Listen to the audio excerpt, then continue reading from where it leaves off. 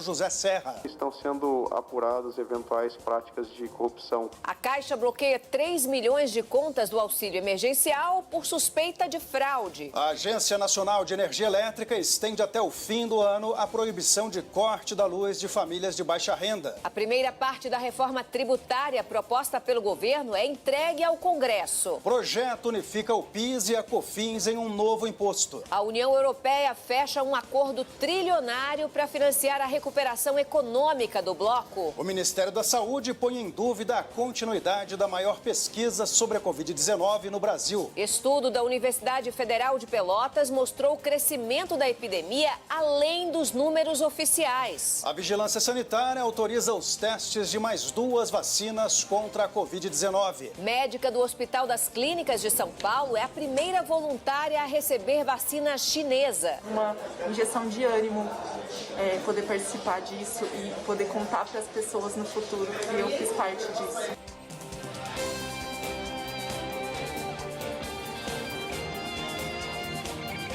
Está no ar o SBT Brasil. Boa noite. Boa noite. O país já perdeu 81.487 brasileiros para o novo coronavírus. 1.367 só nas últimas 24 horas. Raquel, é o pior dia das últimas 4 semanas. Os casos de Covid-19 já são quase 2.160.000. Os curados somam quase 1.466.000. A primeira dose da vacina chinesa, que está sendo produzida em parceria com o Instituto Butantan, foi aplicada hoje em voluntários no Hospital das Clínicas de São Paulo. Nós estamos num platô, quer dizer, nenhuma elevação dessas cifras. E a vacina da China, Marcelo, não é a única que está sendo testada e estudada aqui no Brasil. Agora nós vamos falar sobre a vacina desenvolvida pela Universidade de Oxford, na Inglaterra. Pelo menos 1.000 brasileiros já receberam essas doses. A Fundação Oswaldo Cruz será uma das instituições responsáveis por fabricar a vacina que já se mostrou segura. A produção da vacina pela Fiocruz deve acontecer em 2 etapas. Até o final do ano, por exemplo. E a Agência Nacional de Vigilância Sanitária autorizou hoje o teste de mais 2 vacinas contra a Covid-19. O estudo vai incluir 1.000 voluntários brasileiros nos estados de São Paulo e Bahia. As vacinas estão sendo desenvolvidas pelas farmacêuticas Pfizer e BioNTech. O senador José Serra, do PSDB, foi alvo de mais uma operação da Força Tarefa da Operação Lava Jato em São Paulo. Ele é suspeito de receber Caixa 2 na campanha eleitoral de 2014. O fundador da Qualicorp, que é uma operadora de plano de saúde, foi preso na operação.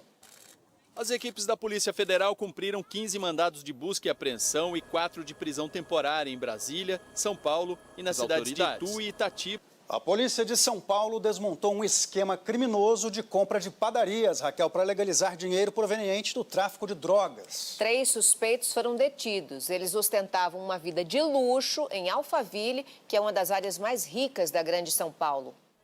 Era nesta casa de luxo, em um condomínio em Santana. E agora há pouco, mais uma pessoa foi presa suspeita de envolvimento no esquema. Você vai ver em instantes, 9 pessoas são presas em operação contra fraudes em cursos preparatórios para concursos. O governo da Argentina identifica uma 3ª nuvem de gafanhotos em deslocamento pela América do Sul. Só faltava essa, a gente volta já já.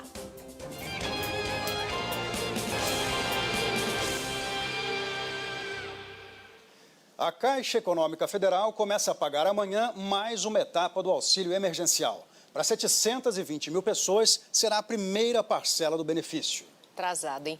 O presidente da Caixa, Pedro Guimarães, disse que milhares de contas do auxílio foram bloqueadas depois que o banco detectou a ação de hackers.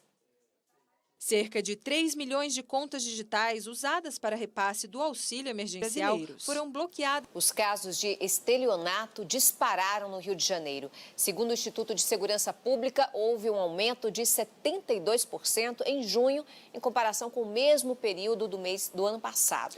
E com o crescimento do comércio online durante a quarentena, os criminosos também se adaptaram. Eles passaram a agir principalmente no ambiente virtual. Nesta loja de produtos eletrônicos em Niterói, na região metropolitana do Rio, o bandido se passou por cliente. É grave o estado de saúde de uma médica que caiu do 5º andar de um prédio em Salvador. A polícia suspeita que ela tenha sido vítima de uma tentativa de feminicídio. Era neste prédio, em Salvador, que os médicos... A Justiça Federal determinou o pagamento de indenização a trabalhadores atingidos pelo rompimento da barragem do Fundão, em Mariana, Minas Gerais, há quase 5 anos.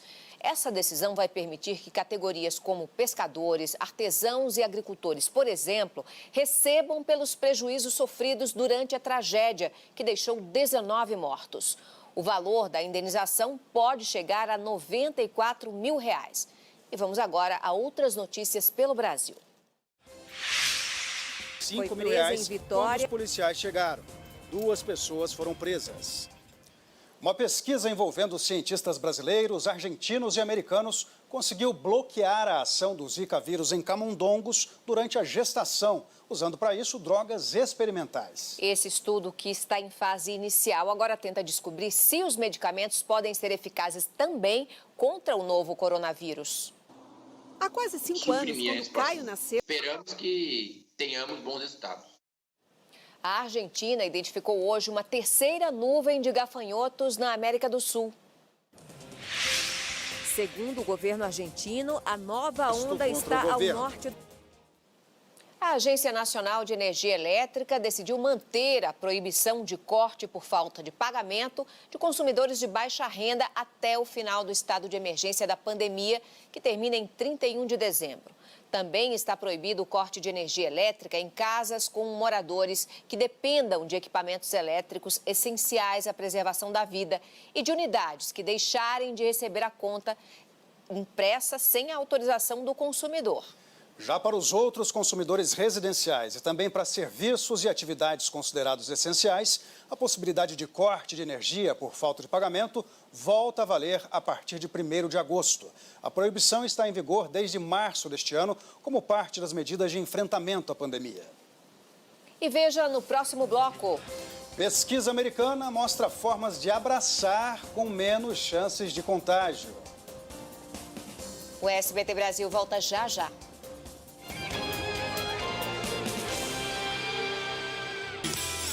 SBT. 9 pessoas foram presas no Rio de Janeiro e em Minas Gerais em uma operação contra fraudes em concursos preparatórios. A quadrilha pirateava apostilas e videoaulas para concursos de todo o país.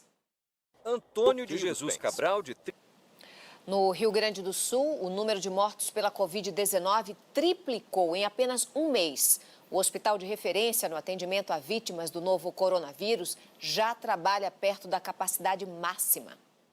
Na Serra Gaúcha, 7 vezes maior do que o oficial. E a Justiça determinou a interdição da cadeia pública de Porto Alegre por 15 dias para evitar o aumento dos casos de Covid-19. Fica proibida a entrada de novos presos, a movimentação de detentos entre galerias e o contato com funcionários. No local estão mais de 4 mil homens, num espaço para menos de 2 mil. No Brasil, cresceu a incidência de queimaduras envolvendo crianças, principalmente aquelas provocadas pelo uso de álcool durante a pandemia. O alerta foi feito pela Sociedade Brasileira de Pediatria. Direitinho. Aos 9... Raquel, e agora a gente vai ver uma história que se repete. Um remédio que ainda não tem eficácia comprovada contra a Covid-19 está simplesmente sumindo das farmácias. A ivermectina apresentou resultados positivos em estudos iniciais, mas ainda não foi testada nem em animais, nem em humanos. A fila no estacionamento da igreja não era para a missa. Moradores de Aparecida de Goiânia, em Goiás, esperavam... Porque para verminose ele funciona. O novo coronavírus já matou mais de 613 mil pessoas no mundo. Uma dessas vítimas é a mãe de um palestino, protagonista de uma imagem que viralizou nas redes sociais. O jovem de 30 anos escalou a parede do hospital, é o mesmo de um adulto. Aplicativos de rastreamento estão sendo usados em alguns países da Europa e também da Ásia para identificar possíveis infectados pelo novo coronavírus. A tecnologia, além de localizar prováveis focos de transmissão, emite um alerta para quem tiver contato com pessoas contaminadas. Voltando aqui para o Brasil, a Câmara dos Deputados acabou de aprovar a renovação do Fundo de Desenvolvimento da Educação Básica, o Fundeb. A repórter Carla Lucena acompanhou a votação. Boa noite, Carla. A gente viu que teve muita negociação aí entre o governo e os parlamentares. Eu queria saber o que é que foi definido depois de toda essa discussão. Olá, Marcelo, muito boa noite para você, boa noite a todos que nos acompanham. Olha, ficou definido então que a União irá destinar 23% dos impostos repassados por estados e municípios para o novo Fundeb. Isso significa 13 pontos percentuais a mais do que o valor atual. Mas esse aumento ele vai ser gradual, 12% já no ano que vem e chegando então aos 23% em 2026. Olha só, esse texto ele prevê que o novo Fundeb deve ser reavaliado e rediscutido a cada 10 anos, como queria o governo. E ainda estabelece que pelo menos 70% dos recursos do Fundeb sejam usados para o pagamento de salários de professores. Como se trata de uma proposta de emenda à Constituição, são necessários 2 turnos de votações. Terminou o primeiro, os deputados ainda vão fazer uma segunda votação. O texto aprovado segue para o Senado e lá também será analisado e votado 2 vezes pelos senadores para depois entrar em vigor. Voltamos ao estúdio. O Ministério da Educação adiou a abertura prevista para hoje das inscrições para o Fundo de Financiamento Estudantil, FIES. Com a mudança, o cadastro poderá ser feito entre os dias 28 e 31 de julho. A alteração se deu depois que o MEC identificou inconsistências no processo de distribuição das vagas ofertadas. O FIES é um programa de empréstimos para o pagamento de cursos superiores em instituições particulares. A primeira parte da reforma tributária proposta pelo governo foi entregue hoje ao Congresso Nacional. O texto prevê a unificação de 2 impostos, o PIS e a COFINS, em um novo tributo. Já vai se acostumando com o nome, ó. É a Contribuição Social sobre Operações de Bens e Serviços. Em um gesto de aproximação, o ministro da Economia, Paulo Guedes, foi ao Congresso pessoalmente entregar a proposta. O próximo domingo é dia dos avós e para quem já não aguenta de tanta saudade, existe um jeito menos arriscado de abraçá-los. Ainda assim, os médicos advertem que é importante evitar esse tipo de contato. O reencontro foi... Boa noite. Boa noite, Brasil. Tchau. Nesse Dia dos Pais, a Jequiti trouxe